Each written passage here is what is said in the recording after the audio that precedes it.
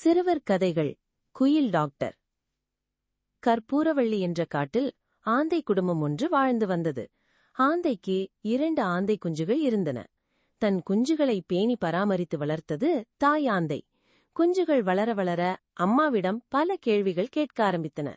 ஒரு நாள், அம்மா, எல்லாரும் பகலில்தான் சுறுசுறுப்பாக உலாவிக் கொண்டிருக்கின்றனர், நாம் மட்டும் பகலில் தூங்கிவிட்டு இரவில் இரை தேடுகிறோம். நாம் சென்று இரை தேடும் வேளையில் ஊரே உறங்கிக் கொண்டிருக்கிறது, இது ஏன் என்றது.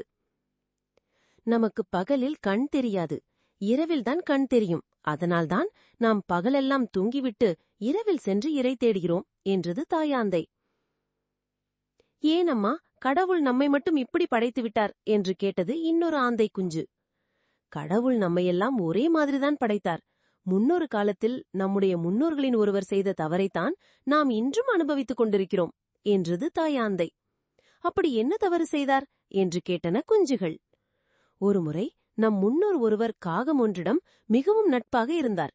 ஒரு நாள் அந்த காகத்திற்கு உடல்நிலை மிகவும் சரியில்லை.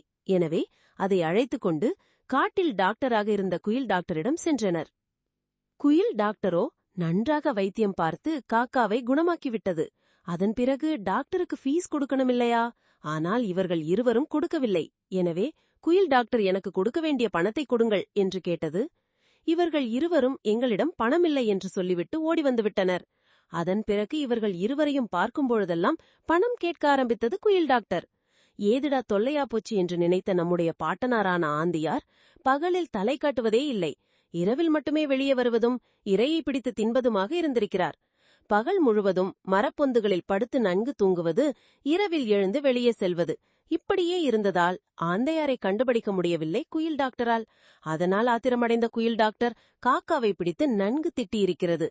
அந்த திருட்டு காக்கா கடுமையாக வேலை செய்தாவது டாக்டர் ஃபீஸை கொடுத்திருக்க வேண்டியதுதானே? அப்படி கொடுக்கவில்லை. இதனால் கோபம் கொண்ட குயில் டாக்டர், இனிமேல் எங்கள் இனத்தாரிடம் முட்டைகளை எல்லாம் உன் இனத்தார்தான் காவல் காக்க வேண்டும் என்று சொல்லிவிட்டு சென்று விட்டது. அன்றிலிருந்து குயில் இனத்தார் அனைவரும் காக்கையின் கூட்டில் தங்கள் முட்டைகளை இட்டுவிட்டு சென்று விடுவர். அது குயிலின் முட்டை என்பது தெரியாமலே காக்கை இனம் வளர்த்து கொண்டு வருகிறது. நம்முடைய இனத்தார் பகலில் தூங்கி தூங்கியே நமக்கு பகலில் கண் தெரியாமல் போய்விட்டது. இதுதான் கதை என்றது தாயாந்தை. அம்மா, பிறரை ஏமாற்றுவதால் ஏற்படும் கஷ்டம் காலம் காலமாக பலரை பாவிப்பதை புரிந்து கொண்டோம். இனிமேல் நாங்கள் ஒரு காலம் இப்படிப்பட்ட காரியத்தை செய்யவே மாட்டோம் என்றனர். செல்லமாக தன் குஞ்சுகளை அணைத்து முத்தமிட்டது தாயாந்தை.